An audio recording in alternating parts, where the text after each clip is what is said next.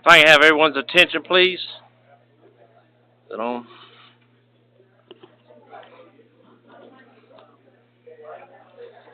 Testing 1, 2.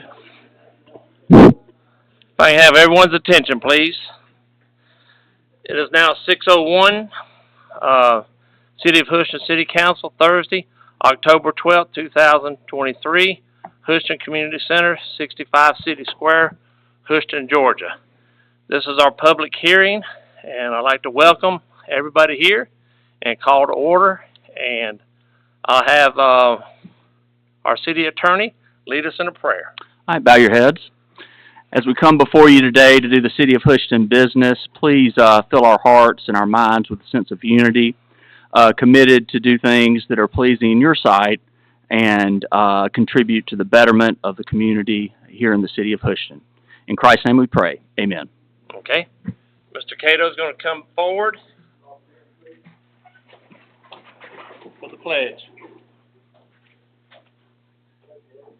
To the flag of the United States of America and to the republic for which it stands, one nation, under God, indivisible, with liberty and justice for all. Thank you, Mr. Cato.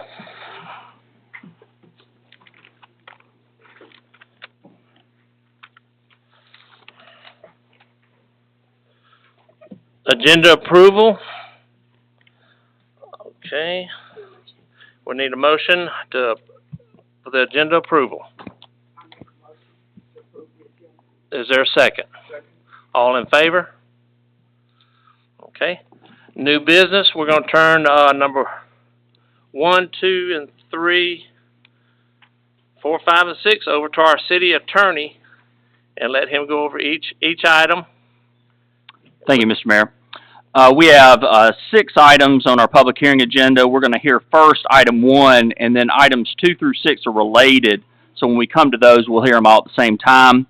A public hearing has been called on item 1B-23-04 variance, STS Properties by Scott Phillips, seeks a variance to the Houston Zoning Ordinance, Article 6, Specific Use Provisions, Section 6.105, Self-Service Storage Facility, and Section 6.60, Fences and Walls, to increase the maximum height of a self-service storage facility from 12 to 17 feet, to increase the maximum length of a self-service storage building from 200 to 250 feet, to reduce the required setback for fences along a side and rear property line from 20 to 0 feet, to reduce the required setback for fences along a front property line to 10 feet from the right-of-way of State Route 53 and 25 feet from the right-of-way of Pearl Industrial Avenue, and to reduce the required setback from a right-of-way for a gate from 20 to 15 feet for 2.60 acres zoned M-1 Light Industrial District, fronting on the east side of State Route 53 and the south side of Pearl Industrial Avenue. The proposed use is a climate-controlled self-service storage facility, and I hereby open that public hearing.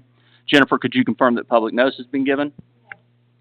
All right, after we hear a report from Mr. Whites with the city planner, we will allow speakers in support of and in opposition to the matter. All speakers must abide by the following rules, and these rules will go not only for this item, but also items 2 through 6. When I call you up, please come to the podium, speak into the microphone so that everybody can hear you. State your name, address, and whether you're a resident of the city of Houston. Speak only to the merits of the application, address all comments to mayor and council.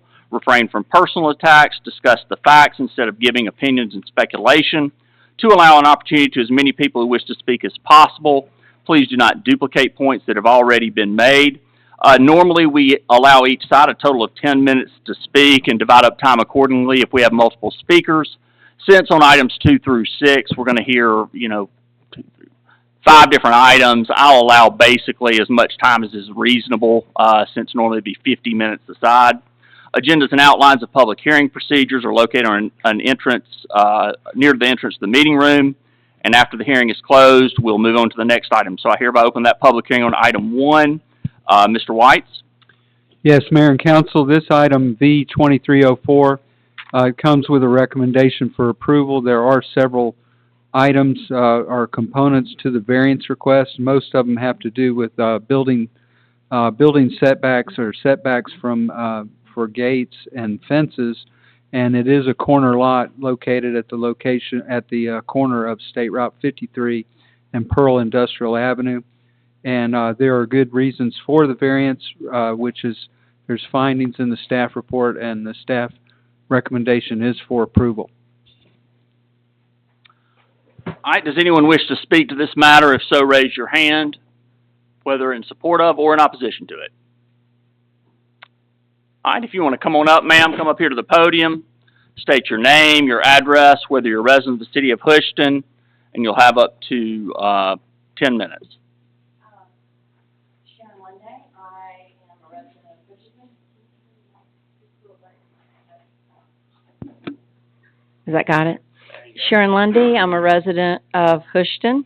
I live at 213 Chattooga. My question is, and this could probably be cleared up easily, is there any discussion about, that looks pretty close to the road. Is this going to put it so close that if there ever were plans to widen 53 that there would be a problem? Mr. Weitz, do you have a response to that, or would that take further study? Let me see. Ms. Lunday, we usually just take comments. Questions are welcome, but sometimes we may not be able to address them right here, Okay. in front. But if Mr. Weitz can, he will. If not, he'll get back to you. Okay. I don't think that there is an issue if the road was widened. What might be taken out as a fence, but not the building. The building's far enough back to where it Okay. wouldn't be affected. And then my other question is, and this may not be the time to do this, is there discussion, or where is the discussion about how the thing looks? Like, is it going to be a brick front, or is it just going to be a kind of an unattractive building? Yeah, I can answer that also, Mayor and Council. The applicant has committed to making it an all-brick building. It's not a requirement. This is in a light industrial area, and so we allow metal siding, and it's in an area that generally is not very attractive from a building architecture standpoint. But in this case, the applicant has agreed to put brick on all four sides. Okay, great. Thank you. Thank you. All right, any other comments? If so, raise your hand. All right, if you'll come up, Mr. Sutton, you'll have up to 2 minutes.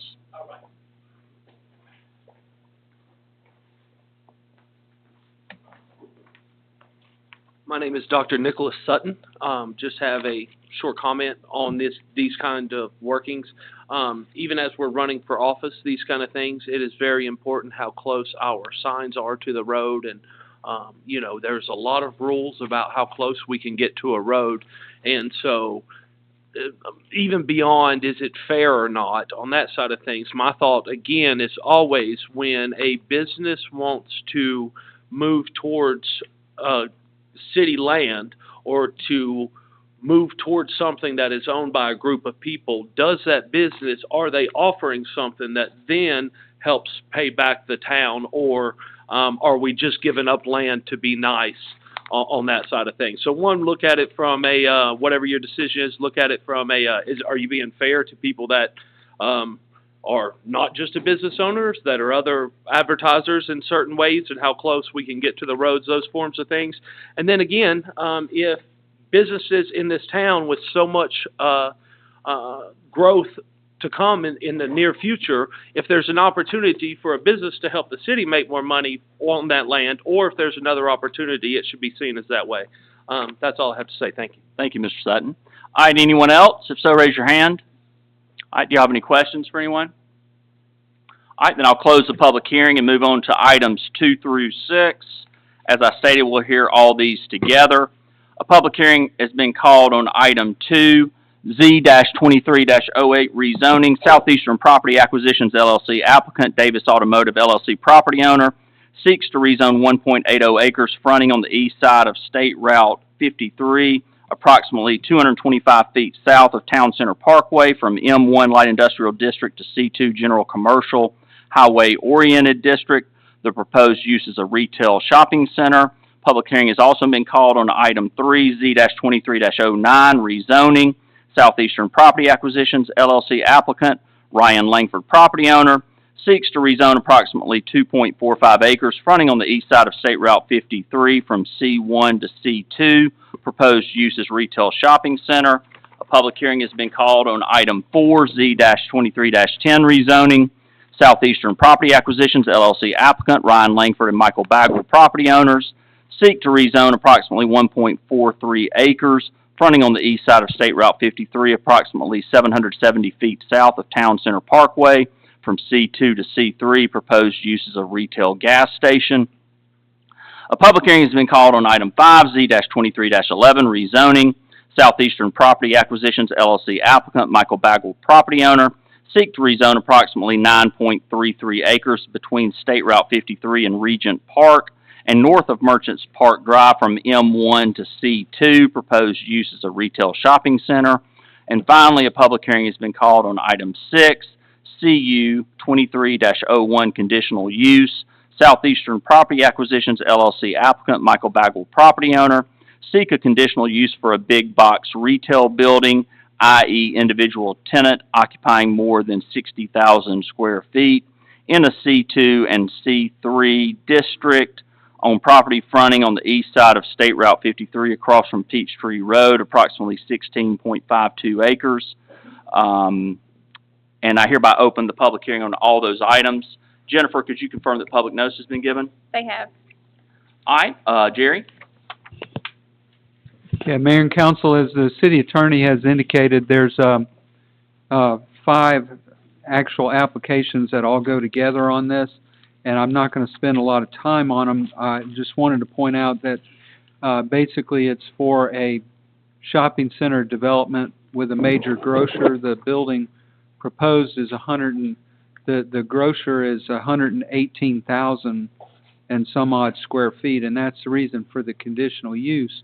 Is we have in our zoning ordinance, anything over 60,000 square feet requires a conditional use permit in a highway-oriented commercial zoning district. And so the applicant seeks to not only do the commercial shopping center, but also a fueling center, and a fuel center is an auto-related use, and so that requires a C3 zoning. So there is one where they're asking for changes from light industrial or M1 zoning to C2 zoning. Also, there's some C1 zoning in the area that needs to be C2 for continuity or consistency, but then for the fueling center proposed, there's a requirement that it be C3. And so the planning staff recommendation is for approval with conditions on each of these properties. There are some conditions, most of which relate to access to the property and also relate to some of the other items on your postponed items on your work session agenda having to do with the corridor, official corridor map. And so also there's a provision in in the CU conditional use application for architectural review by the city council in a public forum. That's not usually required, but this is a big building. It's probably over 100,000 square feet, is probably one of the largest commercial buildings you'll have in the city. And I think there would be great public interest in seeing how that frontage, the facade of it, looks, as well as any kind of street furniture, et cetera. So there was a recommendation by planning staff that you require, in essence, a public review process for the architecture. And so there are conditions in there. I've been notified by the applicants that they don't agree with all the exact wording of the conditions that we have, so we don't really have agreement at this time, but they can address further issues that they may have with the findings or the staff report or the recommended conditions. Thank you, Mr. Whites. Who here is here to speak on behalf of the applicant? Okay. How much time do y'all need? Our goal is to keep it well under 50 minutes, sir. Okay. Y'all come on up and just take whatever time you need. We'll allow at least that much time, if not more, for anybody that wants to speak in opposition. But if you just state your name, your address, whether you're a resident of the city of Houston, maybe both of y'all identify yourselves. And proceed. Thank you. My name is Paul Gianca. I work for Southeastern Associates. Was formerly Kroger's real estate manager for the past 12 years. Corporate changes and moving the real estate department into Cincinnati. So I found myself working as a consultant now to Kroger with Southeastern. So that's my background, and my total background is 30 plus years of real estate experience, having done over 355 projects in 22 states. So I'm familiar with the processes. That's my background. And then Allie Daughtry. Hi, I'm Allie, and just to clarify, Paul is not a citizen of Houston. Oh, I'm sorry. And he's out of, well, he's here in Atlanta, but Southeastern's out of Augusta. So I'm Allie Daughtry. I'm with Robertson Loy Roof and Architects and Engineers. I'm the engineer on the project. We're located in Alpharetta. Ma'am, 34 they're saying they can't hear. Could y'all Oh. kind of get closer to the microphone? They're just introducing themselves. Is it on? Yeah. Okay, Yeah. all right. His book may have cut it off. Oh, okay, gotcha. So Allie Daughtry, Robertson Loy Roof, Architects and Engineers. Can you hear okay? Okay. And I'll do mine again. We're at 3460 Preston Ridge Road in Alpharetta, Georgia, and I am not a citizen of Houston, but I am the site planner and civil engineer on the project, and I too have a lot of experience with Kroger. I've been working with them for over 20 years, so. Paul Gianca, former Kroger manager for the past 12 years until 2019. Now I work for Southeastern Associates. I live in Marietta, Georgia.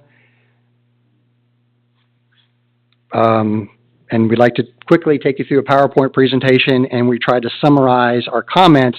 And most of our comments are really just clarification so that we're all on the same page. Our objective here is to show you a site plan, have you collect your comments, and essentially we want to build what is shown right there, and we want to make sure that the verbiage mirrors that and there's no miscommunication.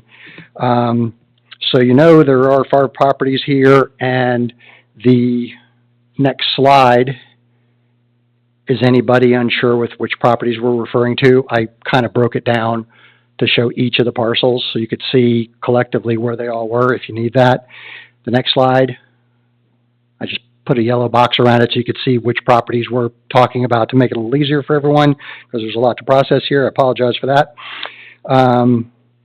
And know that once we work through the rezoning process, we've heard the city loud and clear that sit-down restaurants are a critical item that we want. So what we would effectively do is take this site plan, start the marketing campaign, and initial target is all sit-down restaurants first, followed by anybody else that services food industry, and work towards that first, because we heard you loud and clear, and if you believe it should be here, it probably should be here. So, also want to let you know that the project just 2 days ago was approved by Kroger Corporation as a 118,000 square foot store with a fuel center. And in addition to that, there'll be some small shop space with 3 out parcel developments. We're also planning to install a traffic signal. We'll cover that in a minute. So, Yeah, go back to your first map. It'll show the Peachtree Road coming in.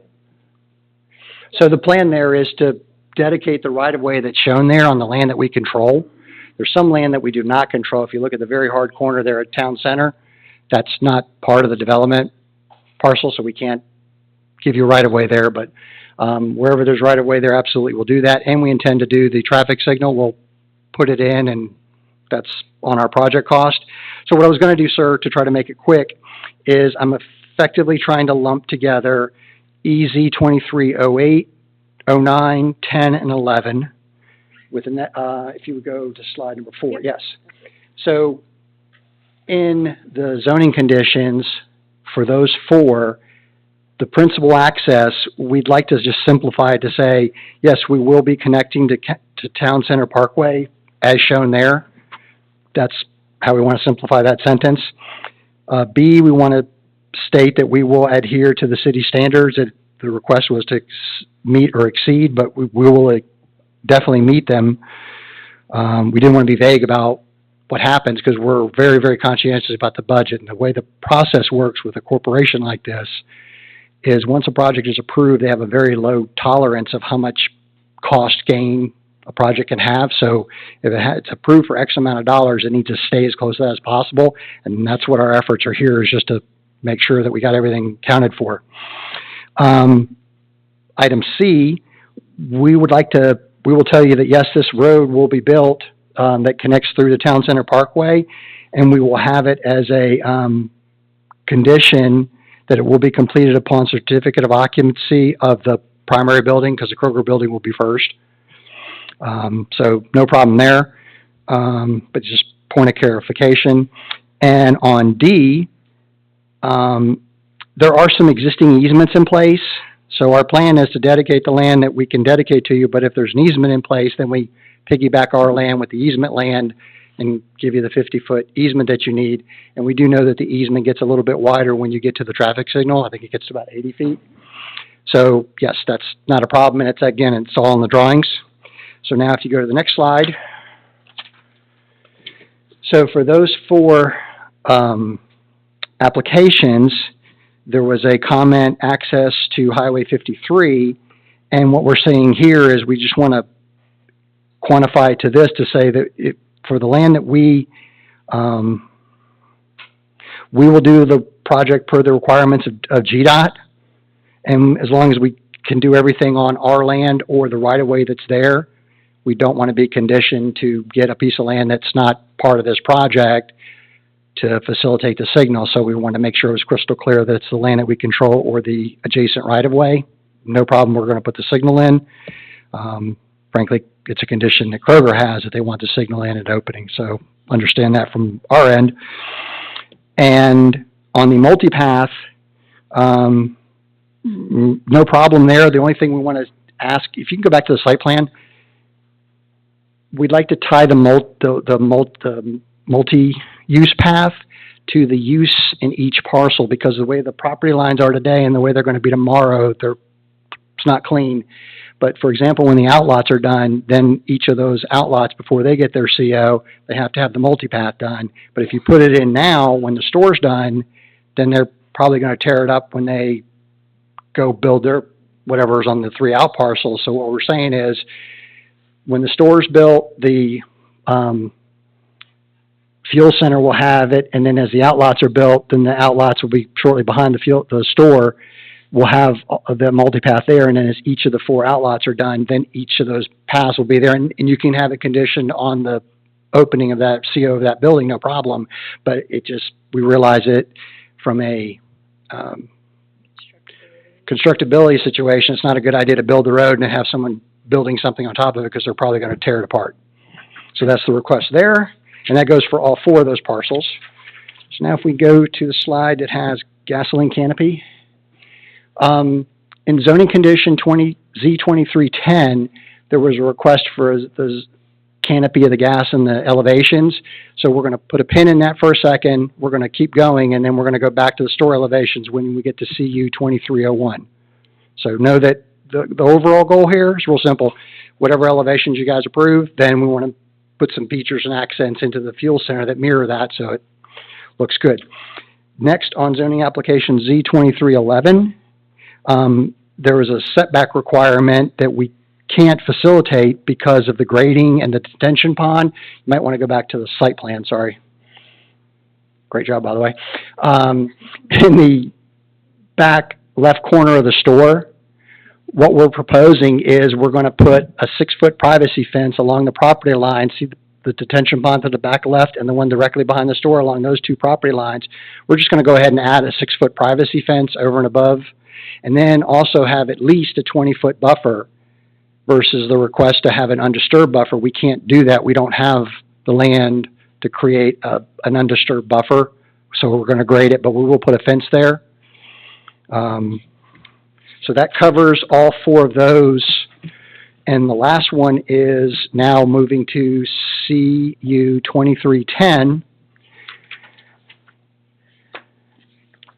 We can move to the elevations, or I can take you through let's take you through the changes, sorry. And then we'll go do elevations, and you won't have to hear from me anymore. If we could please go to number 9. Thank you very much. Okay. So on CU 2301, the zoning condition 1, access improvements, did not mirror the 4 that we just did. That actually is the next tab. So in this one, what we're saying is, in A, we'd like to change it to, we will provide the signal. We will get DOT to approve it, and if they don't approve it, we don't have a signal, but our intention is, and we know that the traffic warrants a signal because of the volume that a Kroger Marketplace store can create. We know it warrants a signal, so we have every intention of putting a signal in, and again, as I stated, it is a condition that Kroger, that signal be operational before they open. B, again, we're just trying. Paul, but going back, if the DOT does not warrant a signal there, does that say a roundabout can go there, or is that something you try, or what's? I've done over 40 of these. They all warranted signals. They all want a signal? Yes. Okay. I've met with a lot of DOT commissioners in my time. Southbound on 53, it'd definitely be a turn lane there, correct? Yes. And yeah, we're building left-hand turn lane. We're doing all that stuff. Yes. All that. That's all in our drawings. Yes, sir. It's paid for by Yes, sir. Kroger? Yes, sir. Okay, not the city. No. Sorry if I wasn't clear, but That's okay. that's why I want to do this, is to make sure that we're crystal. Actually, you're going to see that in a minute. And all we're saying is we'll do the road improvements, but it needs to be in the existing right-of-way or the land that we control.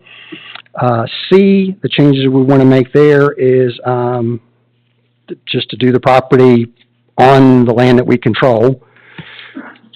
D, there it is, D, we'll design it, we'll permit it, we'll construct it, we'll make the traffic signal, and we'll have it concurrently with the development of the Kroger store. So know that when this thing starts, we get the property slightly rough graded, we get Kroger's building pad, then Kroger gets started, then while they get started, we're working behind them to do the rest of the parking lot, the road, the fuel center pad, and then probably the small shops pad. But our primary focus is always to get the Kroger store started, get them underway. That starts their time frame, which is about 12 months to build their store. And we try to have everything done so that it all coincides with that. The outlots take a little bit longer because once they see the Kroger store coming up, then the outlot market goes, oh, there's a store coming here, and they get on board, so they're usually 6 months to a year behind. And on D, what we said is, okay, if something happens, the signal's not operation, we'll be more than happy to kick in the $150,000 we were asked to, but it's our full intention to have the whole signal done, all on our nickel as part of the project, and we just need your help and support to get the permits that we need. And no signal at Town Center at this time? No, sir.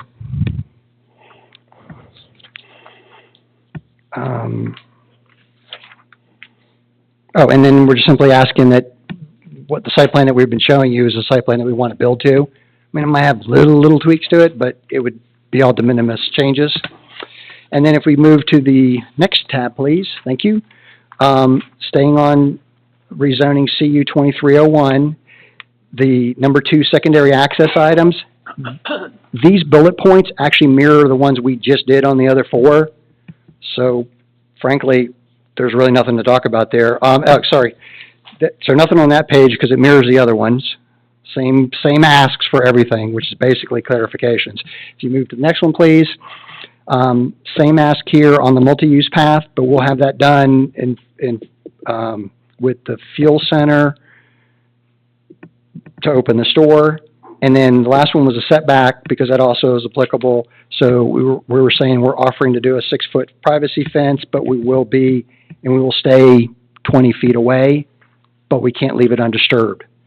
So that kind of reconciles all the 5 zoning cases. So now if we go to the are there any questions on that before we go to elevations? Because then you don't have to hear from me anymore. Okay? Okay, so this is an elevation of the Kroger store. And one of the conditions of CU 2301 was that we would come back before the council again at a separate date and go over the elevation and get that approved. We feel it's very important for the entire development, for the other tenants that are coming in behind us to go ahead and get that taken care of now, if you will. So we're presenting this elevation. We did, not me personally, but the architecture team looked at the codes for the material percentages, which are located in the upper left-hand corner. Too hard to read from here, but we looked at the glass percentages, the fiber cement percentages, things of that nature. So that's generally what we're proposing for the building there. We do have some modulation in the way that the entries and the canopies are situated. So we've addressed that. And then if you wanted to go to the next slide, so normally a Kroger Fuel Center, their corporate brand across the country is a red and silver kind of image, and we realized we want to tie this in with the overall development. So the block and masonry that we're showing is complementary of the building. We've toned down the red and the silver. We're going with more of a muted earth tone colors for the fuel canopy. Another ask as we were meeting with staff is that we wanted the short end of the canopy to be perpendicular to the street, so you didn't see that long expanse of canopy as you were driving. If we wanted to go back to the site plan, that's what we're doing there. So, but we've got masonry on the canopy supports and on the kiosk building in that muted color on the fascias. The fuel center itself will be 9 dispensers. It will have pumps on either side, so that's 18 fueling positions, and that's pretty much all that we have to say about the elevations. We welcome any comments, any questions. We have a representative from Kroger here. Oh, I will mention that we hope, if all goes well, to be under construction in August of '24, and grand open the Kroger store in October of 2025. Mayor, do you mind if I ask a question? Allie, thank you for your presentation. Can you kind of give us another store location that will be considered about the same, similar store that they might be familiar with? Sure. As far as and I might have to rely on Joe with Kroger here. I don't know of one in this specific area with this particular color and architectural scheme. This is relatively new over the past few years for Kroger. I do know we just finished one in Marietta on Powers Ferry and Terrell Mill. That's very similar to this, same size. As far as the size of the building, is there a marketplace nearby that you know of? Not nearby. It's going to last us. It's going to be in Atlanta. I know the other one's going to be. If you could give us your name. And, yeah. Joe Boyd. I am not a resident of Houston, and I live in Marietta. So yeah, 730. That's the Marietta store we just built and opened up. It does have a little bit different of a design. This is our brand new design with the really the big difference is going to be the blue outline on the front of the building, and then 685 is in Tucker, Georgia. So that's right where 285 and 85 combine, and that's going to be the two kind of closest ones. I know they're like 45 minutes away, but for the marketplace look that we're currently going for, that's going to be your two closest ones. I apologize for correcting him a little bit, but it was the last project I did before I left. There's a new store at Bellevue and Castleberry in Forsyth County. From the inside standpoint, that's what you're going to see. The elevations are different, but the inside, that's the merchandising store you'll see. Would you consider this one of your larger stores? Yes. Yeah, our marketplace is the biggest ones we build. I mean, I think they've shrunk a little bit in time, but I think that's from like 123 to 118. That's just because of optimization, more or less. So. Is this 24 hours? No, it should be around 6 a.m. to 11 p.m. And the fuel center hours would be comparable to that as well. It wouldn't be 24 hours. All right. Thank y'all. Yeah. Any more questions? Let's see if anybody says anything, Sure. and we'll let you come back All right. up. Thank you. Yeah, thank you. All right. Does anyone else wish to speak in favor of the project? If so, please raise your hand. All right. If you want to come on up. And before, Ms. Brown, before you start, you're speaking in favor of the project? Yes, I think I am. Is there and I saw you, sir, you want to speak in favor. Is there anybody going to be in opposition to the project? I see one hand. Okay. Go ahead, Ms. Brown. How much time do you need? Just take whatever time you need. Go ahead. Okay, it won't be terribly long. Well, I started out with a couple of questions that I'm hoping you can address. One is the multi-use path. Is that going to be concrete or asphalt? Thank you. That is much more durable, and we appreciate that. Second question, I have a concern about the portion that's going to be Zone C3 for the purpose of the fuel center. Let's pretend that Kroger abandons this project. Will that still be usable for a gas station standalone in the future? Is that a Dr. White's question? Rezoning that to C3, if Kroger were to, in an alternate universe, abandon the project, that is still a standalone gas station? No. What they do is if they don't build the store, they don't build the fuel center. If the store is open, let's say 50 years from now, the store closes, the fuel center goes away. Yeah, but she's asking about the entitlement under the zoning, I think. The zoning itself? Yeah. Yeah. So it would be possible. I'm not sure if this answers your question or not, but the condition of zoning approval was to not allow any other type of C3 uses on the site. It would be limited to C2 uses plus the fuel canopy, and so that would allow that use to occur, but no other automotive related uses. Okay. Well, I don't anticipate that they will abandon the project, but it was just a curiosity. Given Dr. White's very favorable, very thorough report as usual, I don't believe that I needed to get up to speak in support of this, but I chose to do so to sort of model what I think the citizens would like to see from mayor and council. You do, during public hearing, have an opportunity to sort of justify or explain why you're voting for or against rezoning requests or whatever is before the public. You also have another opportunity during the work session to sort of explain your thinking, and I think that would go a long way towards transparency. So I stand before you supporting something that probably doesn't need my support, to just sort of give you an example of what would be a great way to communicate with the city better. I support this, albeit I don't want to say lukewarm, but I'm not an all-out, all-in sold. But I did want to make some very good points, I hope. Number one, we've approved a lot of residential in the last 3 years since I've been attending council meetings, and residents cost the city money. Each resident, it's a net negative to our city revenue. Each resident needs additional equipment, administrative space, additional fire, EMS. That's not a city tax, but it increases our West Jackson millage rate there. You have city road maintenance and upgrades. You have water and sewer line maintenance, operations and upgrades. Those are not covered by impact fees. Impact fees are one time. You have sewer processing plant maintenance and operation. The current millage rate of 3.5, or it was slightly reduced recently, does not pay for the services that are received for the residences. So it's important that we increase our commercial space. Commercial is a net positive. It doesn't require the extent of services that I just listed that residences do. We need revenue from sources other than city property taxes.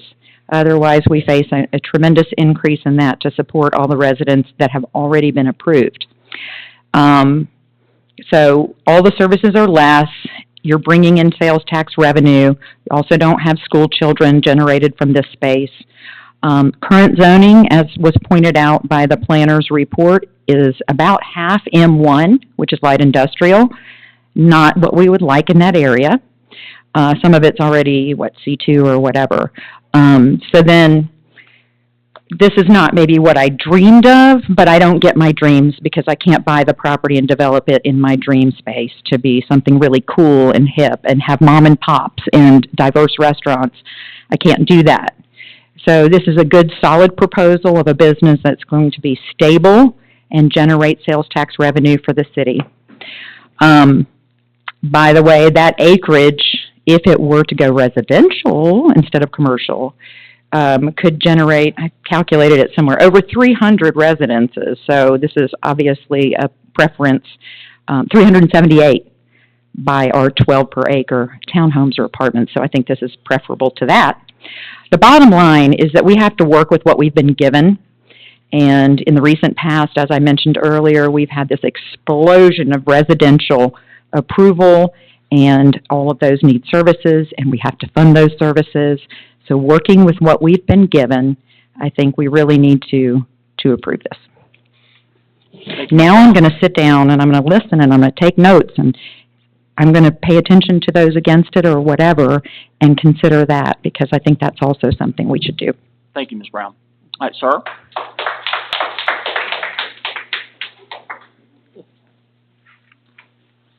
Rodney Cato, I am a citizen of Hawthorne Way. I've been coming to these meetings for a while, and I support this thing. I think this is I hope the council passes this.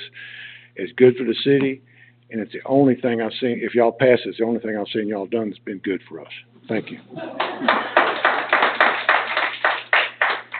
All right, who all else wanted to speak? Why don't y'all just form a line? Are we still on people in favor, or are we into any opposition? I just got a question, couple questions, if that's okay. Yeah, sure, come on up. Thank you. Yes, sir. My name's Dave Brown. I live at 556 Cumberland, and I basically have a couple questions for you guys that I didn't hear or I missed. Number one, the signage on the Kroger. Will it be tall signage that sticks up above the trees, or? I can't see that. It's actually on the building. So you won't have any signs out front that say Kroger, that you will? Yeah, there will be a monument sign, yes, sir. And that's what I'm talking about. Are those the tall ones? 25 feet, not, you're thinking interstate like 50, 60? No, I'm thinking 25 feet. Is there a possibility of looking at, we like our character in our community, of having something that's not that tall? I've seen where you've done some in other areas that the signage is a little bit smaller and it doesn't obstruct our views and all that. The other thing that I'd like to talk about is when we looked at it, I didn't hear anything about golf cart paths or anything such as that being put in for some of the communities and the communities that are coming on that side of the road. That's what the multi-use path is. So there will be golf cart paths there. Okay, fantastic. And then from 53, as we're looking at the unit, is there anything that you've got currently, or is it coming, where you're going to show what the landscaping will be so we can see if we're going to be looking at a great big glass structure as we're coming down Peachtree, or will that kind of be disguised a little bit? I hate for you to disguise your property because... Yeah, what we do is we work with the landscaping ordinances and design it, so you still have landscaping. You actually probably won't see the store directly from the street, because that's usually how the landscaping ends up working out. Okay, So we just go through, we're not asking for a variance on landscaping ordinances or anything. okay. That's all the questions. Thank you for the time. Thank you. All right, sir?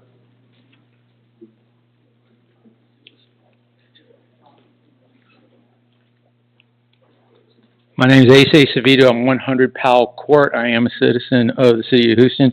I have a couple of questions, and I know the gentleman said he was from Marietta, and I'm not sure from what part of Marietta, and some of these Dr. Weiss can address. I'm concerned that with two grocery stores across the street from each other in this small populated area, has there been any kind of study done on the amount and volume of traffic? What I'm concerned about is, and going back to Marietta and off Marietta Square, right 2 doors down from Governor Barnes' house, there was a grocery store. They went belly up and was vacant for years, and it was an eyesore. And I'd hate to see the split of traffic between the two grocery stores where one of them has to leave. And so I'm concerned about if there's been a study to make sure that we have the population and the business to support two large grocery stores, pharmacies, and a gas station. I don't want to see an abandoned building for 20 years like 2 doors down from Governor Barnes' house in Marietta. And the other part of that, my concern is, what will we do as a city and a community to support the small businesses, especially the ones that are on town center, like the Mexican restaurant we went and got, Slice Pizza, Houston Cafe. I don't want to see those businesses go belly up because Kroger's and Publix have sucked in all these other restaurants, and now these people who are hardworking in the community, work in small business, who are the backbones of America, will end up going belly up because they've lost their business. So I don't know if we can address any of that, but I would certainly like to see at least a usage study between two large grocery stores in such a smally dense area. Thank you. Thank you. Let's let comments finish, and then y'all can come up and address that if you want. All right, Mr. Sutton, come on up. Again, I am Dr. Nicholas Lee Sutton. I live on 51 Main Street, Hoshin, right down the street. I think Kroger's a great place. I went to the Kroger and over in, I guess it's Flowery Branch over there today. I did not mind my drive over there. I like their low price gas. I think they got some really good deals at Kroger, so there's nothing against Kroger or an idea. As we look at this from an American standpoint, one of the things that is continuing to hurt the American people is large So are corporations. you against this, Mr. Sutton? Yes, sir. All right, sit down. I'm going to continue to take people that are in favor of it, and I'll call up opponents here in just a minute, okay? I All right, thought come on. that was it. All right, anybody else Yes, sir. want to speak in support of the application?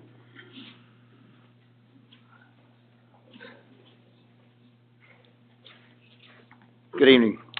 Name's David Black, 113 Rayburn Court. I heard a signal, and the community has been talking about a signal. What puzzles me is where exactly is the signal going to go? We'll let them address that when they address everything else. if Okay, that's cool. okay. And then the other question I had, has the city actually reviewed the drawings that are being presented?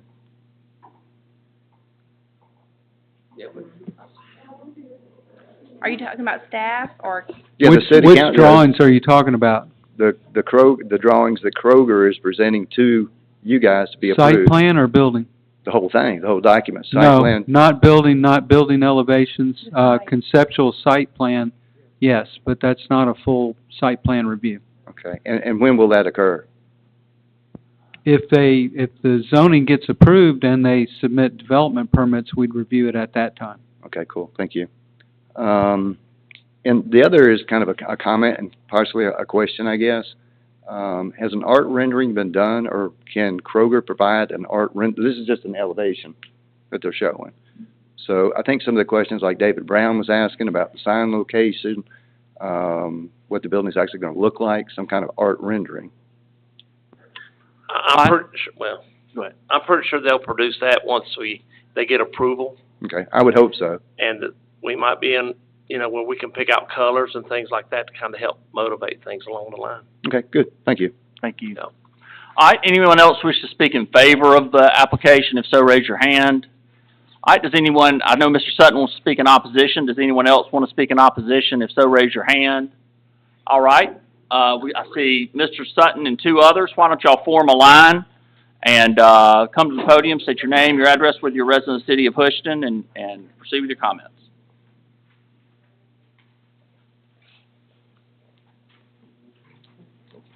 And I'll let y'all come back up at the end and address anything that was said. I'm Alex Herring. I live at 21 Gaston. I am a resident of Houston. I guess my concern, I saw the traffic signal right now, that is free-flowing traffic, all the way down 53 through the entire city of Houston. I didn't see in the proposal anything about traffic or estimated traffic congestion or time in with the signal. Obviously, that will stop free-flowing traffic on Highway 53. And then I was just curious, obviously a lot of people have alluded to it, but if 53 were to be widened or there was to be a Houston-Brazelton bypass put in, what is the timing of that compared to the opening of the store in October of 2025? All right, thank you. Thank you. Sharon Lunday again, 213 Chattoog, resident of Houston. I'm not opposed to this, so I'm not quite sure where to offer my comment. I have great concerns about the light pollution, not only with your facility, but then with the Publix, and I don't know what's going on there, but, you can have, it can be glaring or it can be subtle, but yet still safe. So, mine's more just a comment. Thank you. Thank you, Ms. Lundy. All right, Mr. Sutton? All right, Dr. Sutton here. Back to where I was at. And a lot of these concerns, I think she made an excellent point. I want to compliment her on the light pollution that she just mentioned. From a large standpoint, looking at what is happening across America, is Kroger's really providing towns and cities the extra income that that city needs? One of the issues we've ran into, I don't have anything against any of the people or any of the businesses, but one of the issues we ran into with Publix is that if there's a need in the community, to fulfill that need in the community, you got to go several levels up.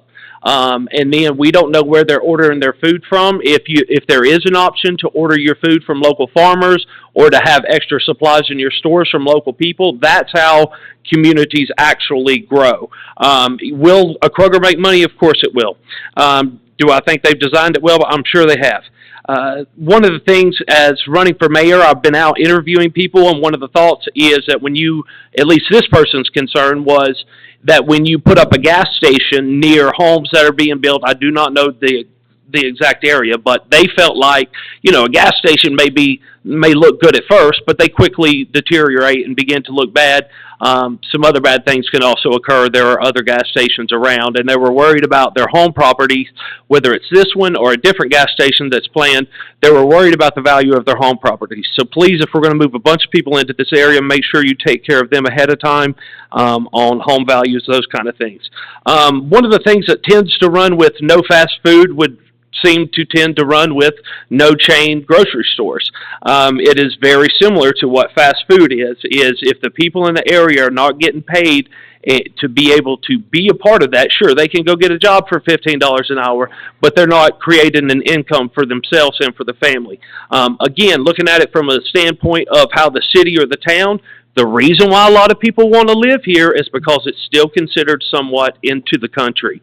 I enjoyed driving over to Kroger today because I got to drive back and it still felt like it was in the country. So no matter who owns this land, I think that whether it be these same investors from Kroger or other people, I believe that there are greater investments that can actually invest back into the community, whether it be research, neuro research, clean medicines, whether it be farming or weaponry to protect ourselves in these difficult times. It's not that what they're doing is wrong. I just think that the special moment that Houston is in has an opportunity that if those who own the land or even these people that are thinking about investing into a Kroger, I believe there are much higher profits in some other ideas. You can reach me or just come by the house.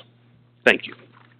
If y'all want to come up and address anything that was asked, have at it.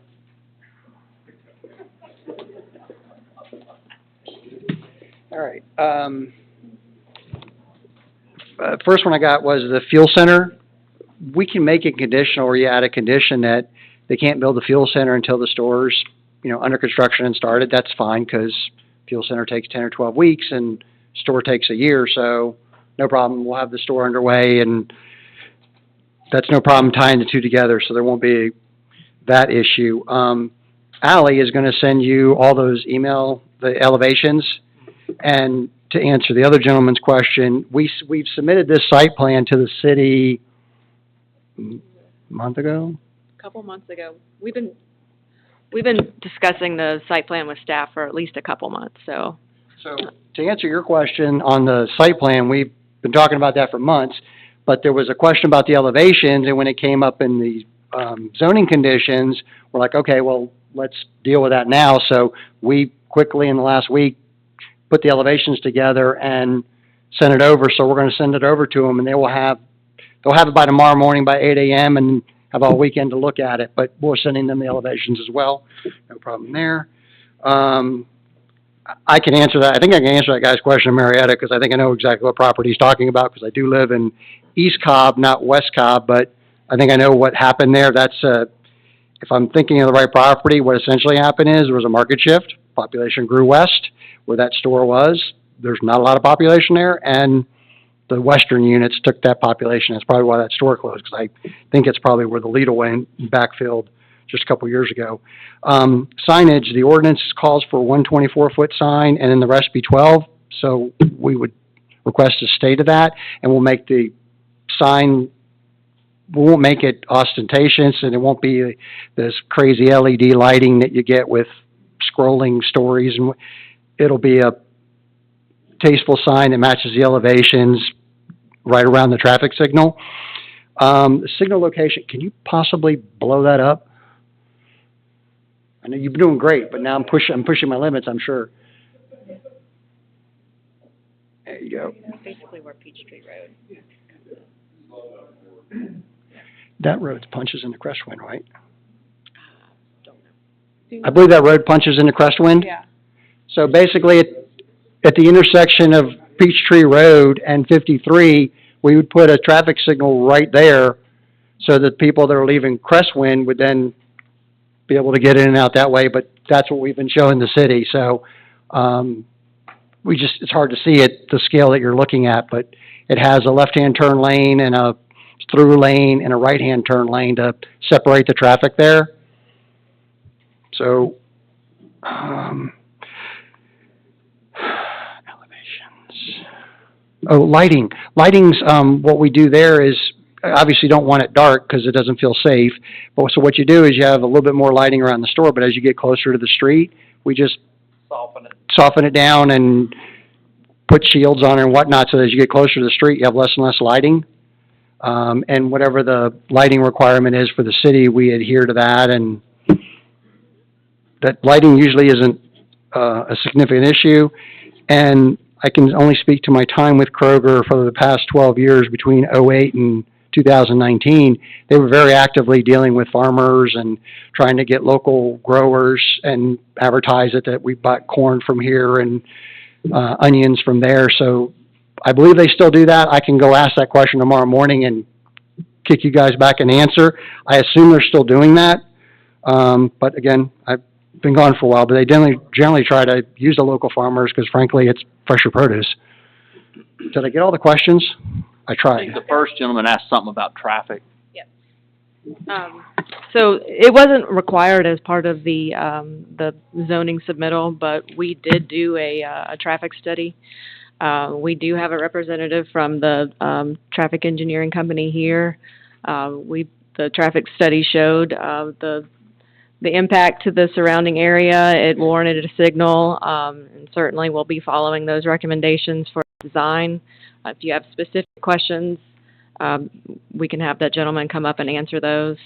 And then just really quick, I wanted to also address, as far as the gas station and not being maintained and, being a concern, it's in conjunction with the store. They want it to look nice. They want the store to look nice. They treat the gas station just like they would the store. So they keep it clean, keep it upkept, keep it refreshed. And then also, I do a lot of fuel center design for Kroger across the southeast, and they actually meet and exceed most of the all the environmental requirements for the state, local, and federal government. So it's got all kinds of bells and whistles for leak detection and spill prevention and vapor emissions and all that kind of thing. So I can answer any questions on that. All right. Do y'all have any questions for anyone? James, Tracy? What's the average amount of employees that will take to operate the store? I'm sorry.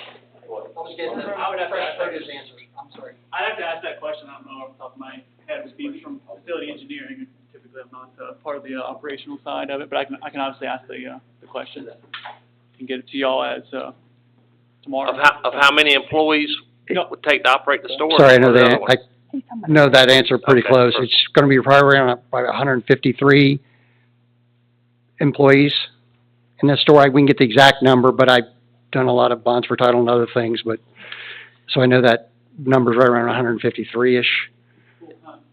I think that's actually the full-time equivalent number, so it's technically more people, but less hours. And we also give Kroger, we worked there 12 years. Kroger actually provides full-time benefits to part-time employees after, I think, 3 or 6 months of service, which most people don't do. Is there any, on the restaurants for your out partials, is there any particular restaurants y'all work closely with? Or is it just kind of? That's really situational. The restaurant, they either have a market in their radar screen, or you tell them you're doing a unit, they'll analyze and go, oh, well, yeah, we do have a void here, let's see. So, no, there's not one that we just piggyback all the time. Kind of depends on where you are. And Joe can answer your question on the fresh produce. Yeah, I was just mentioning to Paul, actually during our new store openings, we tend to have have stickers on all of our, whether it's meat products or our produce products that say, you know, I'm sourced locally or I'm fresh from local areas. So we typically do have that, you know, ready to go on new store openings. So. Any other questions, Dr. Sterling? Great. I got a Alright. question about the bench. I know you asked for any license plate readers to tell new developments to be put in before you build the development, or during building and what's open, block camera. I don't think so. Y'all hadn't had any put in. Okay. All right, then I'm gonna close down the I have go one ahead, more. I'm sorry. Mayor, if you don't mind, I do have a request from a citizen to ask this question. And this might be directed, I'll direct this to Dr. Jerry White. On, Z-2308, on number 2, the recommendation conditions for approval, number 3, it says access to, State Route 53. If authorized by GDOT, such access shall be limited to right-in, right-out travel only. We discussed this earlier, but do you mind explaining that? No, I don't mind at all. Obviously, the intersection at Peachtree Road with the traffic signal will be all directional travel, not limited in any way. They were showing other curb cuts, or the possibility exists that there be other driveways onto 53, and that's where, in my opinion, they don't need to have any left turns out of any other driveways other than the one at Peachtree. That's what we mean by right in and right out. So if this is on the east side of 53, so it would be right in going northbound and right out. Right in.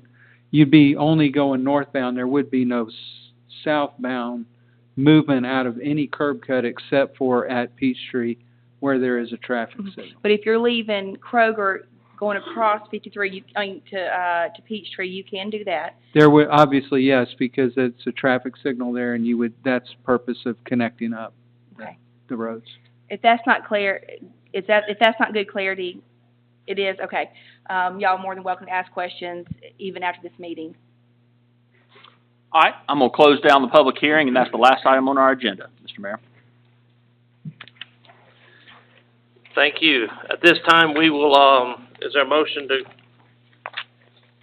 close and adjourn the public hearing? Is there a second? I second. All in favor? Okay. 3. It is now 7:03, and we'll be going into our work session agenda. I'd like to call to order agenda approval with Jennifer's going to talk a little bit about that as far as. Mayor, I would like to amend the agenda and add to new business, item number 6. This will be, an asphalt, paving on Peachtree Road, at the second entrance of Deer Creek, where its roots have come through the asphalt on Peachtree. That'll be number 6. If anybody's traveled that road, they know where the roots coming up from the asphalt. We've been out there as far as the city trying to fix it, trying to patch it. We're just basically going to turn it over to this company and make it nice and smooth for us. So just give us due diligence on that. And I'm sure Brad and them will be out there watching some speeders going through a construction zone. So he'll help us on that regard. Right, Brad? Oh, yeah. Good. I just need a motion to, amend the agenda. Is there a motion to amend the agenda for this item? I'll make a motion. Is there a second? Second. All in favor? Motion approved to approve the agenda. Okay. Old business, Mr. Weiss is going to talk about item number 1. Mr. Weiss, if you will. Mayor and Council, as you know, this is the Providence Group application that's been on the agenda since public hearing in May, and it's been tabled for several meetings. Here's where we understand that the city to be at this point. At first, the Providence Group had withdrawn their participation in this request, and we thought that the item would be basically withdrawn, but it was not withdrawn. And since then, we have a letter, and the public would have no way of being aware of this, I don't think, because we just got it officially today. But the Providence Group is back in. They're interested in it, and they want to proceed with this development. And so where we are with this is, as I understand it, is we had, if Providence Group agrees to the conditions that were drafted, then the staff recommendation was for approval with the conditions. And assuming that they do agree to all of those conditions, the staff recommendation would remain for approval with those conditions. Thank you, Mr. Weiss. Any questions for Mr. Weiss on this item? Okay. All right. We'll go to item number 2, Z23-06. Turn this over to our city attorney. Yes, y'all heard this recently, and then tabled it at your last meeting, so it will be on your agenda on Monday. Very good. And items number 3 and 4, we'll turn those over to one resolution, one ordinance, over to Jerry Weiss. Mayor and Council, Resolution 2314 and Ordinance 02305 are related. The first one, it would be an amendment to the comprehensive plan to establish an official corridor map. Ordinance 2305 would be an amendment to the subdivision and land development regulations that would officially adopt a description of the corridor map and the maps that were proposed in the comprehensive plan. This was tabled at your last meeting, and if you remember, there was a special open house type meeting that I chaired to talk about this. It was September 7th, and at the time we did hear some concerns and about these proposals. And so I wanted to point out to the council, there hadn't really been any additional discussion on your part about it, but your options are basically you could approve these as submitted, you could deny them, or I guess in the city attorney's word, a motion to approve. If it failed, then they would not go forward if that motion did not get approved. Or a third option is that there are several road proposals in this, and you could be selective on that, and you could approve certain roads and proposals and not others. So, for example, and my recollection of the biggest concern was the one that was called the Broad Street extension. There was residents in New Street that were not in favor of that proposal. So, for example, even though I stand by the initial proposal, if the council so desired, you could approve the maps and the ordinance without the so-called Broad Street connection, or for that matter, any of the other ones. In the case of the Kroger proposal, we had an initial proposal that was for the extension of, Jennifer, what's the name of the road, where the water tower is? Jopina. Okay, thank you. Yeah, Jopina, we had a proposal to extend that, but the Kroger group decided that that was not very feasible, so we took it out. The others two, but the rest of it, basically the site plan presented by Kroger aligns 100% with that proposal. So that one, and I think they agreed or said they're willing to dedicate that land. So that one is in alignment with the applicant, what they propose to do. Then that leaves you basically the properties along 8422 Pendergrass Road. That's the 12-acre site. And then you have the Shannon Cell piece where there's 2 roads proposed, one of which, again, the second one, let me see what you got up there. If you go, Jen, go to the next. Yeah, that's Broad Street. Then go to that one. There you go. The applicant, when the Providence group was in, that lower one that I called cell connector was one that was negotiated with the property owner, Shannon Cell, and the applicant. And so that is shown in the site plan, and if we're correct that the Providence Group agrees with the conditions, then they were agreeing to that one.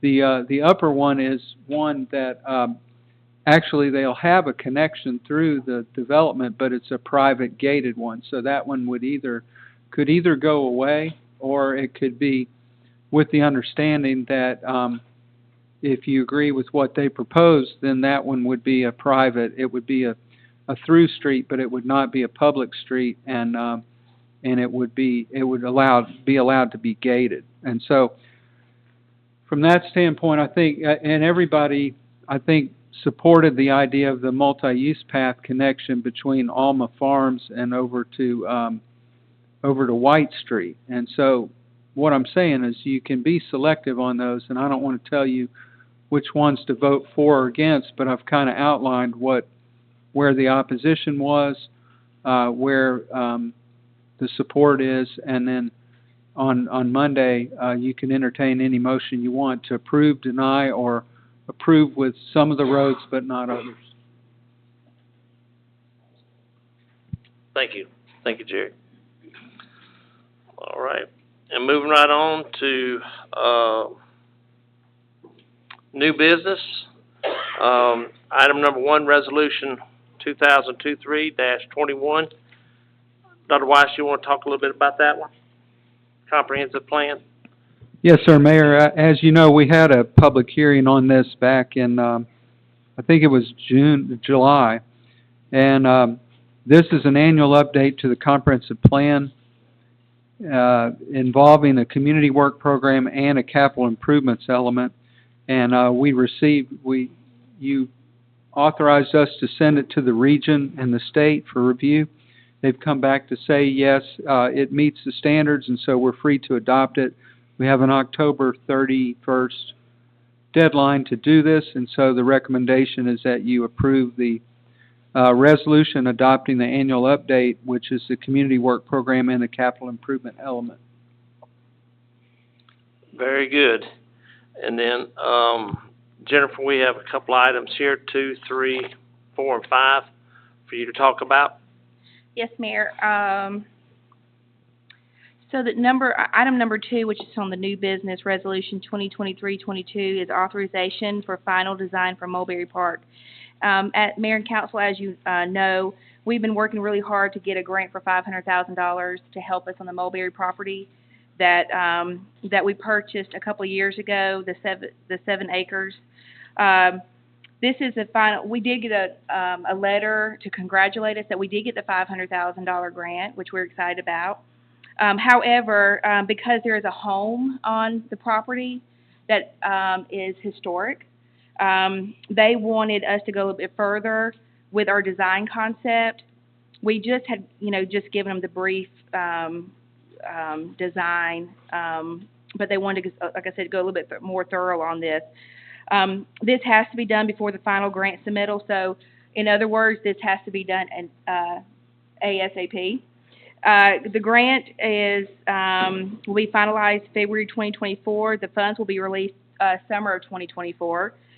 So basically, their question is the house, if it is historic, they don't want anything to compromise the integrity of that home. So that is why they have come back to us and requested that we go a little bit more thorough in our design. So that is what you see in this packet is from Brewery Engineering that did the first concept plan. So they're just asking them to go a little bit to go a step further. Okay. So that will be on the table for Monday for your consideration. The next item is number 3, temporary alcohol special event permit for Sparata LLC. This is exciting for our community. It's an event that's going to happen here at the community center that is called A Taste of Italy. They are proposing a date on October the 29th from 5 to 9, and they are just needing a temporary alcohol special event permit. So that will be on Monday for your consideration. item number 4 is the Oak Street Park recommendation. We actually, although that is not in the DDA district, we did ask for their help. They had 3 park consultants come out to help us design the Oak Street project. So I am asking for a recommendation because this is something that we will be proud of when it's 100% completed. I am asking for, on Monday, if y'all will consider tabling this until January of 2024 and allowing our new board to come on and help seal that deal with the Oak Street project to make it something great for our community. Number 5. Number 5 is, this is in your packet. It's also online for the citizens to also look at and review. This is our 2024 proposed budget. It is for general and for water and sewer. And this is just, I wanted to make it public to the community that we are in budget mode. And you are more than welcome to look at it on the website. It's in your packet to look at. We will have 2 public hearings before we vote on this. And we will also meet with each of you individually to thoroughly go over the budget and answer any questions that you may have. If the citizens have questions about the budget, by all means, come by and see me, and we will work out those questions and have answers for you. Jennifer, repeat that about the public hearings. We'll have 2 public hearings. 2. Before we vote on this, because we want, as a community in a whole, we want to make sure that we're moving together, forward all together. So we want everybody's input on this budget. More opinions are great when it comes to how we move forward financially. Number 6 is, if you live on Peachtree, I know you have seen the natural speed bump. Right there at the cemetery on Peachtree, there are roots. We have removed the tree, but roots are still under that asphalt. And so we have had several concerns from our citizens. And so we just want to correct that so that it is not a concern or puts anybody in danger. So we have reached out to several, but we do feel this is an urgency to fix this.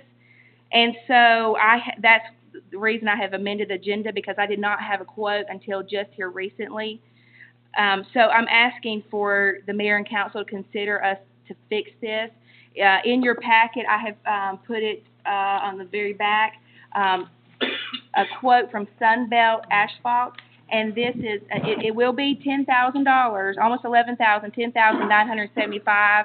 I did have our engineer and our road supervisor go out there and confirm to me that we really do need to not wait until the 2024 budget to fix this.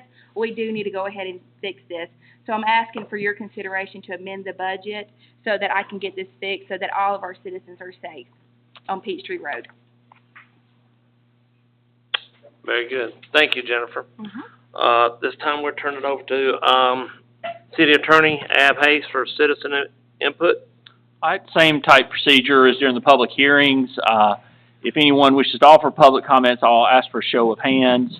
Once I get that show of hands, I'm going to ask y'all to form a line, and once the line is formed, that will be all the folks that will offer public comments this evening, so no late additions, please.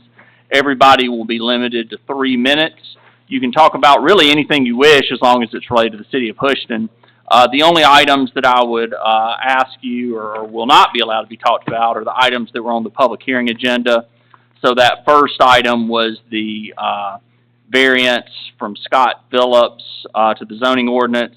And then, of course, the second item was the Kroger presentation along with the related fuel pumps and restaurants. So do not talk about those items, the reason being that we've already had the public hearing and that's been closed. So please don't come forward and offer comment on those items or even insinuate comments about those items, or I will shut you down. But everything else, please feel free to address it. So if you wish to address the mayor and council this evening, please form a line at the podium, and I'll call you up one by one, and each of you will have 3 minutes. All right, Mr. Butler. And everybody, just like last time, state your name, your address, and whether you're a resident of the city of Houston. Thank you.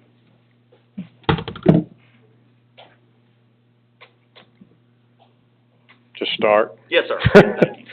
Scott Butler, Deer Creek Trail, Houston, Georgia. And my concerns are on the comprehensive plan element that was submitted. I'm sorry, Scott, what's your address? Deer Creek Trail, Houston, 448. There you go. Glad you remembered that, James. Good to have a good memory. So on the comprehensive plan, what I'm going to be addressing is the spreadsheet that talked about residences that have already been approved, potentially approved, et cetera. And my concerns are on the usage at 200 gallons per day. When I used my calculator to multiply 6,739 residences times 200, I came up with 1,347,800 gallons, not 1,088,000 gallons. And then when I multiplied it by 250, I came up with 1,684,750 gallons per day of wastewater treatment plant capacity that's needed. And while there's a sewer tap fee column that shows potentially revenue if those developments all come to fruition and pay, there is no capital expenditure column that shows what it would cost to go to 2 million gallons per day. So I think for those of us out here in the city that are concerned about what our city property tax could be if the city borrows money to start wastewater treatment plant expansion, and then these people don't build these homes, much less ever pay their tap fees, we're going to be stuck paying debt service.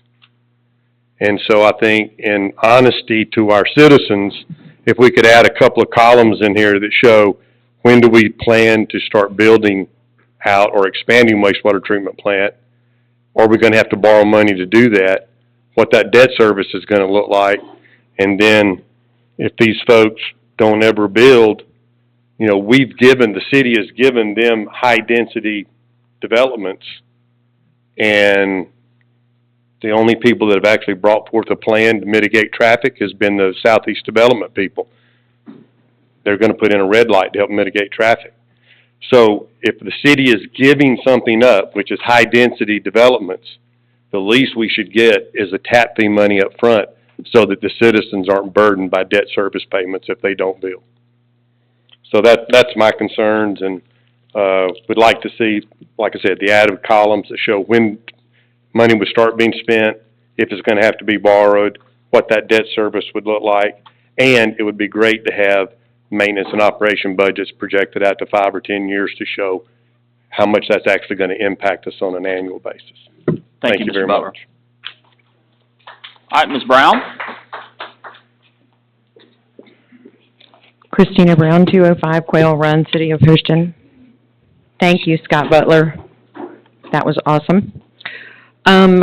Question for clarity, if I can have an answer. Is Z-23-02 and Z-23-06 going to be on the agenda for a vote Monday? Yes. Both of those items? Okay. Do we even have an estimate on the sewer, and this is rhetorical, do we even have estimates or bids on the sewer expansion to 2.0? Because everything we've got on the books already, unbuilt, plus these two that are being proposed for Monday, put us way beyond 0.95, which we haven't even achieved at this point. We don't have the water available. We don't have the sewer capacity. We need to talk about police, fire, EMS expansion, schools, all the things that I've brought up repeatedly at meetings. Roads, the trips generated by these new residences, 334 for the cell property, 712 for GP Enterprises. I do hope that the council heeds the recommendation for denial on Z-23-06. Just talking about density for a second, using the July 2023 information from the city planner as of and some other information. As of the September annexation of property south of Houston. Ms. Brown. Yes. Folks, if y'all want to talk, if y'all want to ease outside so we can give respect to our speaker, please, let's hold all comments to one another till the speaker's finished. Thank you. Thank you, Mayor. With our annexation in September, we are 5.2 square miles. Our current population is 6,836. With 5,112 units approved, this actually does include the two up for a vote Monday, but not yet built, 2.5 occupants per dwelling. Our current average is 2.7, so that's low. We are adding 13,802 citizens for a total estimated population at build-out, 20,638. That'll give Houston a density of 3,969 people per square mile. Atlanta's density is 3,612 people per square mile. That puts us 350 people above Atlanta per square mile. Density is an issue. And all the issues that I mentioned with water, sewer, police, fire, schools, roads, all of it's there. Additionally, there was a report released by the U.S. Forest Service. Georgia is losing more trees than any other state in the nation. Metro Atlanta is fifth on that list. That includes surrounding areas. Do we need to mow down more trees for more density, or can we go back to R1 and R2 zoning and consider those? Finally, should 4 people decide the future of 15 to 20,000? Can we wait for a full council on all these important matters? Thank you, Ms. Brown. All right, sir, if you can come up, state your name, your address with your resident city of Houston. You'll have up to 3 minutes. Good evening. My name is Ryan Mitchell. I live at 203 New Street. I'd like to make a comment on Resolution 2314 regarding the comprehensive plan. While I'm not in complete opposition to it, I do have a lot of concerns, especially with the East Broad Street extension, as it is something that could potentially be a big disruption to a very residential area. I'm not in opposition to the Cells Connector nor the multi-use paths. I'm just looking forward to Monday and hoping that, I also want to thank Dr. Weitz for your comments about somewhat of the picking and choosing of some of the parts of it that'll be most beneficial. I hope everyone considers everyone involved. Thank you very much. Thank you, Mr. Mitchell. Thank you. All right. Hello. David Brown, 556 Cumberland Trail. May I approach? I've got a couple graphs I'd like to give you.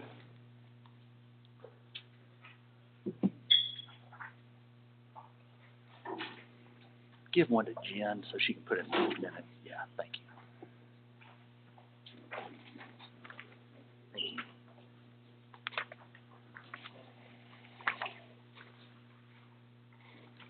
And I do have more if you want them.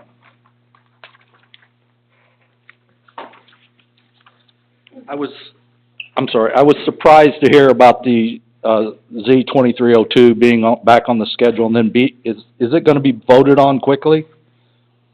What do you mean by quickly? Like in the next week or so? Monday. Well, it'll be on the agenda Monday. Monday. Interesting. This is the kind of, it's also known as the Shannon Cell development, and this is the kind of project that has placed Houston in the position it's in today with unmanaged conflict of interest projects. The problem here isn't the people, it's not the community or even the developer or landowners. It's the city leaders that have allowed this kind of stuff to go on. This is a good example of why I say it's a city leaders issue. Presently, we have a city council member candidate who's at the same time trying to develop his property and requesting his potential counterparts, which I could be one of them, to make a disposition for this project. While we all know at the very same time the current infrastructure that we have today doesn't allow and won't support this until the phase 2.0 sewer completion is completed, which is in 2029. Again, placing the burden back on the citizens. If you look at your chart, and what I'm showing them, folks, is currently the water. Today, we're at 750,000 gallons per day, and our current usage as of 8/23 was 530,000 gallons per day. That's only 50% usage for Crestwind, Twin Lakes, and Cambridge, and it doesn't include the 51 lots in Alma Farms.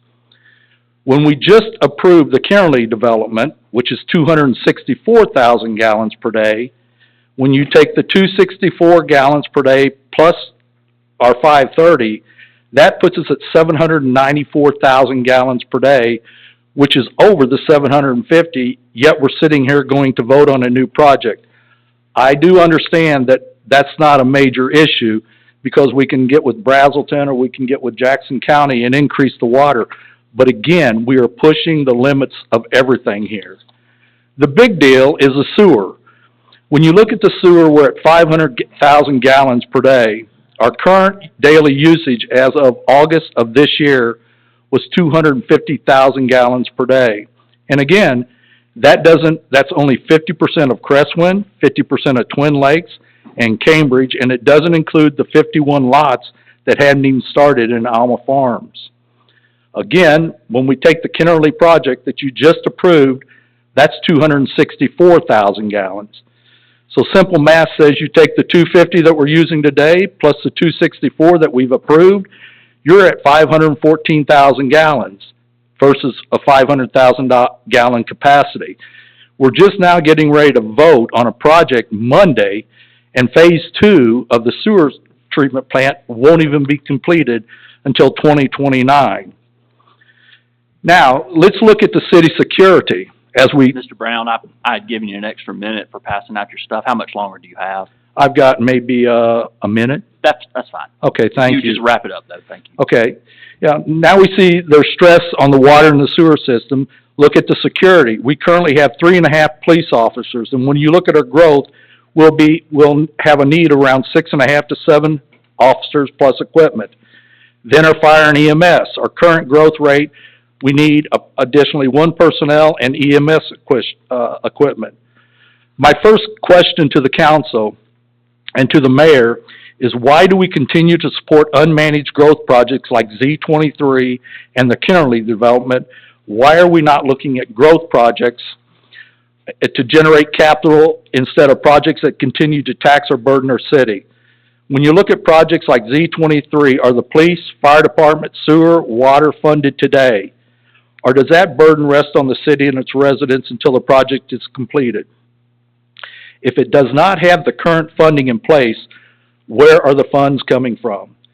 As I see it, there's only a few places. 1 is a high-interest loan that must be paid back. 2 is grants. Or 3 is increasing our taxes. Have you asked yourself what happens to the residents and to the city if the economy or housing sales decline, interest rates increase, or inflation continues? Who bears the burden of those funds? Is it the developer or the landowner? No, it's the city through its residents. Mr. Brown, I hate to cut you off because I know you've got prepared remarks, but it's 3 minutes and we're at over 5, so if you could just wrap it up. That's fine, I respect that. I would just think you would care more for the citizens and address this than, say that we're out of time. Well, Mr. Brown, as you know from attending council meetings, we do the same public comment procedure each meeting, and so I can't make special exceptions every time. Yes, sir. I do understand that you have a time limit and everything. Yes, sir. And I would highly suggest that is something you look at changing, because we are here to speak to you and give you our opinions and our advice, and you say we've got a time limit. I don't think we should have a time limit. Thank you. I respect that. Can I give him my 3 minutes? No, ma'am. All right, Mr. Sutton? Ms. Lundy? You know my name already.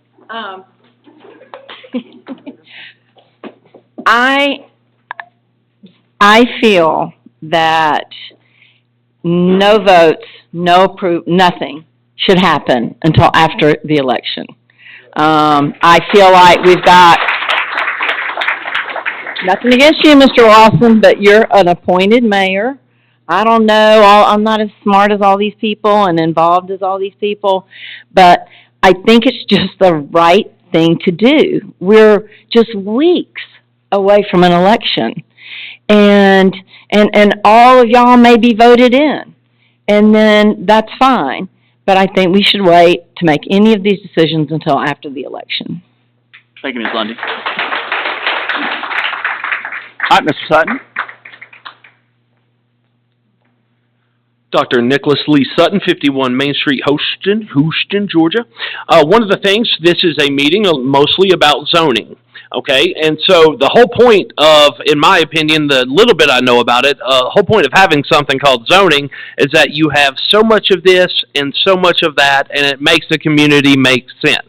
And right now, some of the things that are proposed forward, without telling details so I won't get cut off, but some of the things that are reported that are they're asking for change of zoning for kind of goes against the general concept of zoning.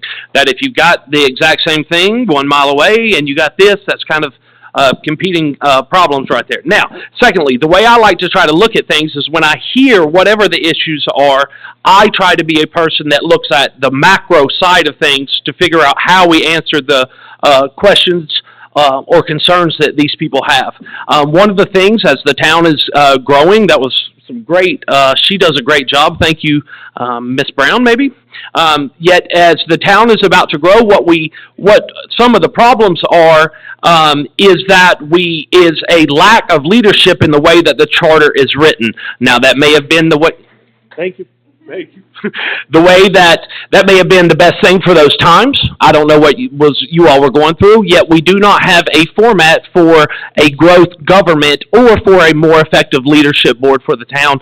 I would like for us to consider that. One of the things with all the people working as hard as they can, I've met most of all the candidates, everyone seems amazing. And if this town is about to grow, I think that if we get to an election point and there's other opportunities, that if we leave people off that can add to the improvement of this town, that we're actually knocking into our intellectual possibilities or potential there. So I believe in an all-in voting, that all of us are hearing the concerns of these people, so wherever it ends up, whoever ends up on top, I believe that we need everyone. So I'm looking at an all-in voting, and then also what is the future of a growth leadership in terms of answering the question. Now, I put forth to these people, and you can see on my Facebook, Nick Sutton. Remember, it's a fiction page, so don't get mad. But there's a lot of great ideas on there. And I've put forward some king-size plans, including some historic opportunities that for this town to consider to be historic with Cherokee, the Creek, the early settlers, the African Americans that were in that point, the shifts of education, it was the strength of all of America, and at that point in time, everything was focused on the citizens while growing a country. Right now, the troubles that we are in locally and nationally is the fact that cities and government leaders don't have a focus on a way for them to make more money, and then the citizens seem to get left out, and then in between is the corporate people that are running America right now. Now, I believe that in order so that leaders are less likely. Ms. Sutton, your time is up, but thank you so much for your comment. I don't have one more minute. No, sir. No, No, sir, I can let you go over, so you're in good shape. Thank you. All right, well, thank you for your time, and I agree with what Mr. Brown said, that, 3 or 4 minutes is not enough for us to handle this, but thank you, sir. Thank you, Anyway, Mr. Sutton. God bless. All right.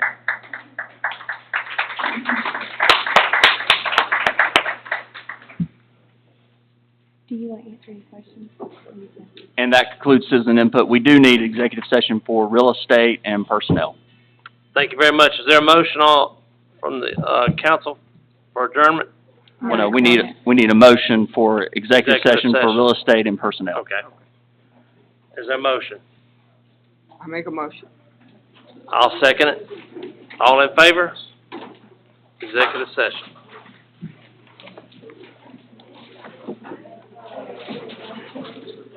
I thought that's what you were doing. Here, make it happen. Y'all want that? So we're going in there? Yes, ma'am.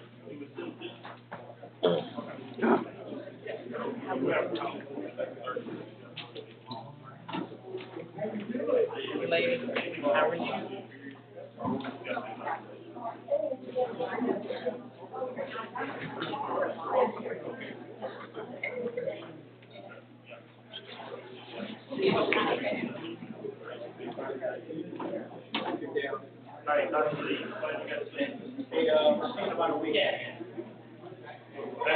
You're late now, have you?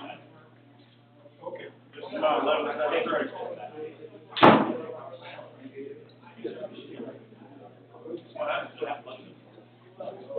We can let him hear. Well, that's like,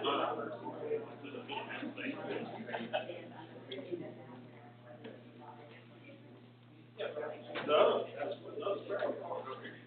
when I drive back, when he was driving mine, but now he don't mind, so we're back to square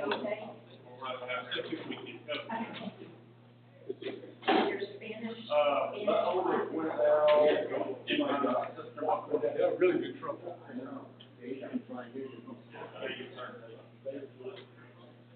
Yeah. Enjoy the vacation. All right, call me in the morning. Call me in the morning about 7 o'clock. You wake my wife up, she'll see your ear. Oh, I'll be official. No, you can use you back tomorrow, you want the day off. This is day 11. 11.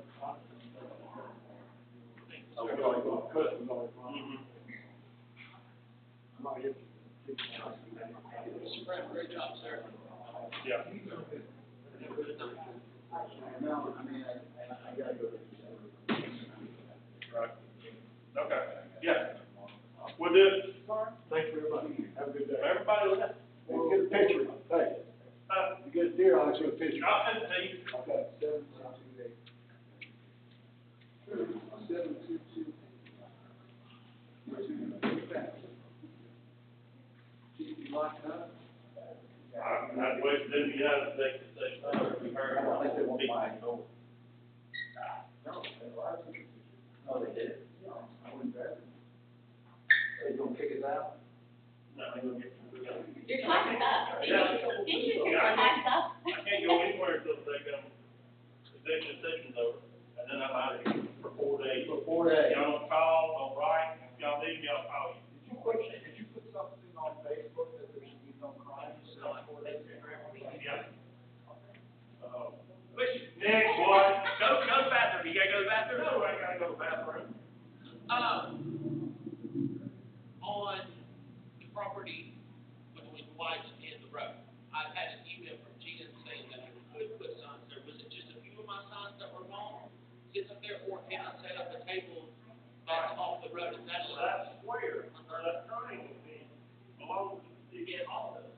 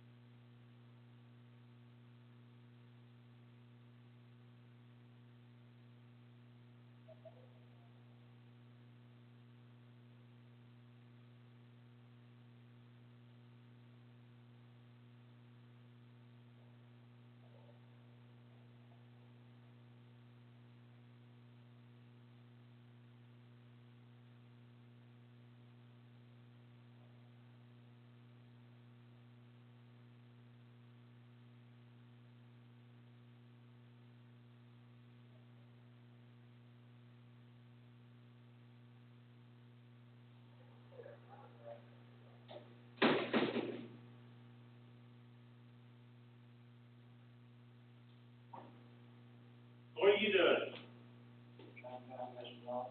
He's in the executive session, man. What you need?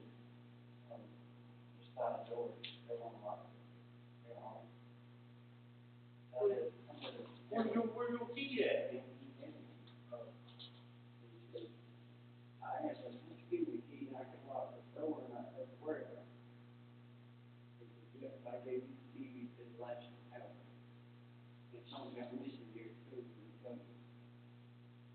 You gonna take a vote?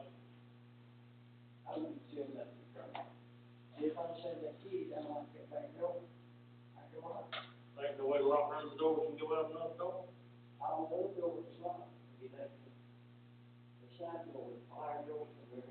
Mm-hmm.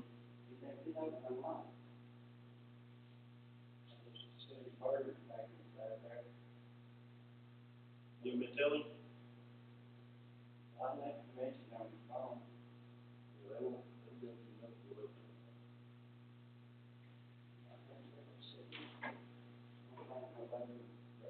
You did a service in there by yourself? What the hell going on? You been thinking?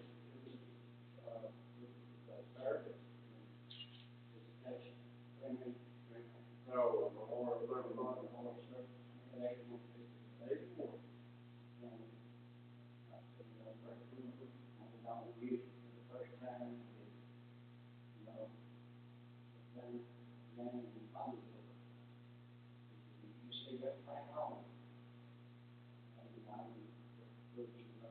where's the assistant commander at?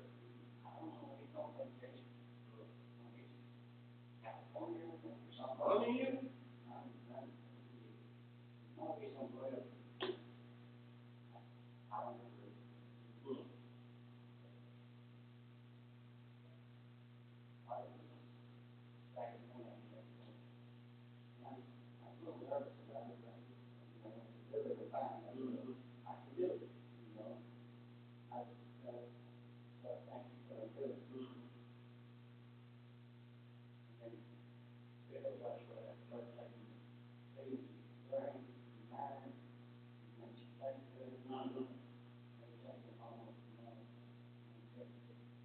The doctor prescribed, or you get them at the gas station?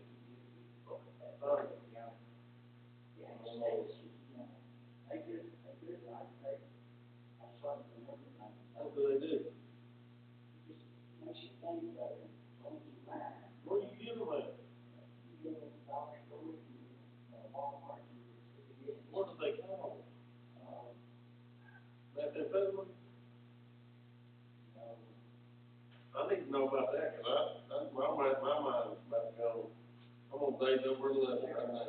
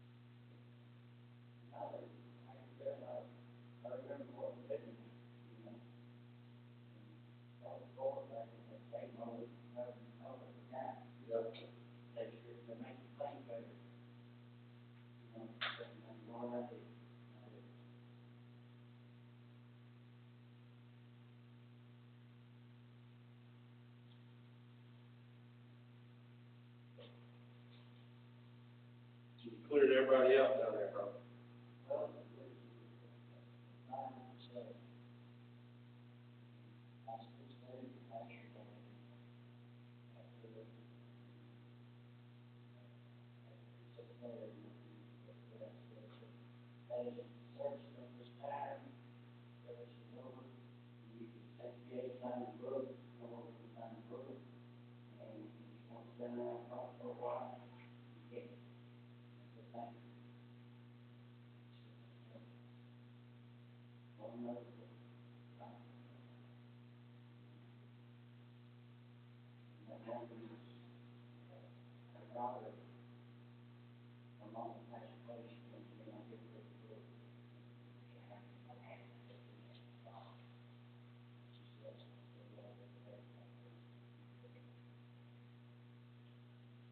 So all they had was night service?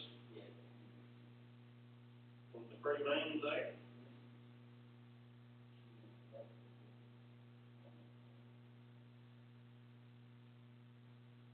Or they have the paper shop?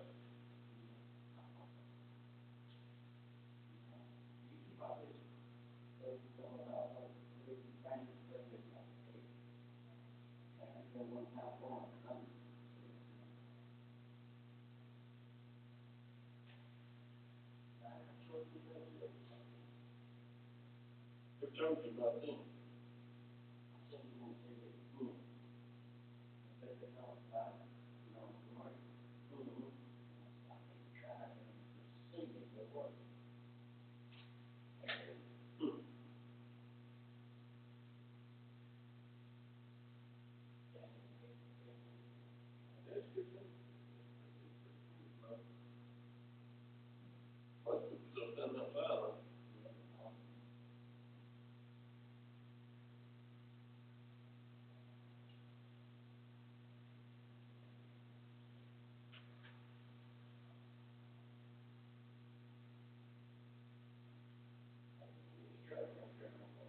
It's part of the police department. Part of the police, my department, put together. Yeah, a lot bigger than we had. A lot more.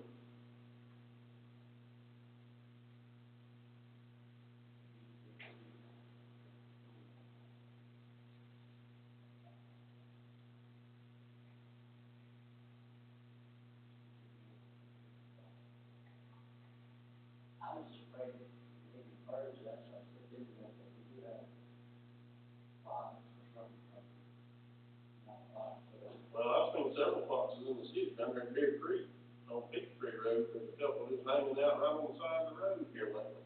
They're not real big, they're not full-grown foxes, they're about that long. They're Cody's big one. Yeah.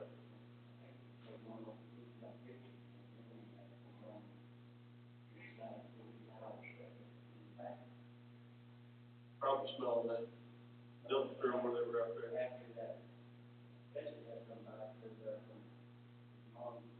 Mm-hmm. Been cooking out there.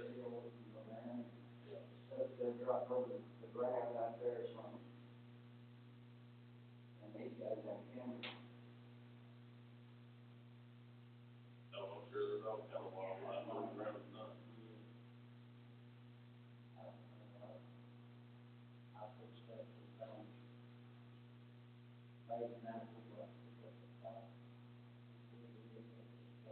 Oh, yeah.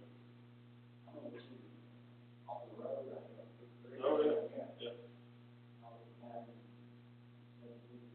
Mm-hmm.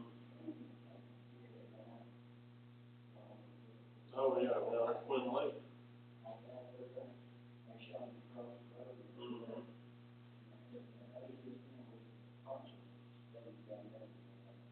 Yeah.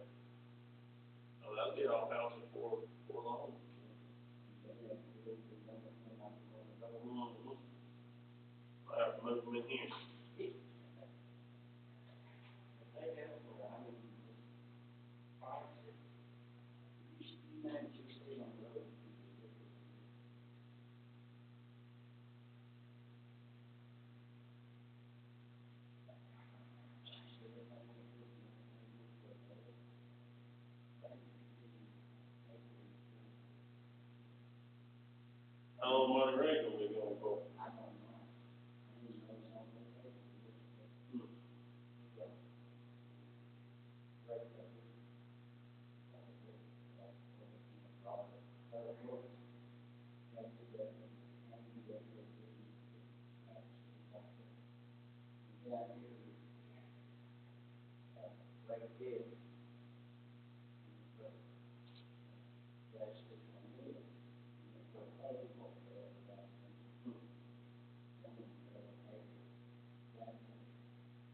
The longest